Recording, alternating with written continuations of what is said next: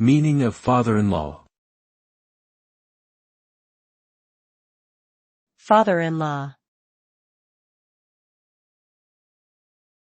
Father-in-law. Father-in-law.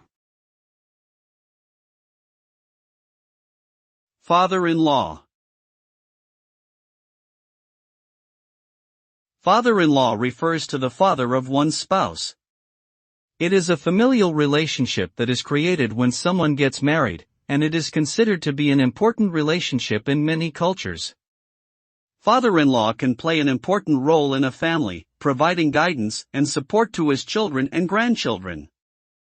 This relationship can be complex and tricky at times, but with mutual respect and understanding, it can also be a strong and positive one. Overall, father-in-law is a term used to describe the important role played by a man who is related to one's spouse.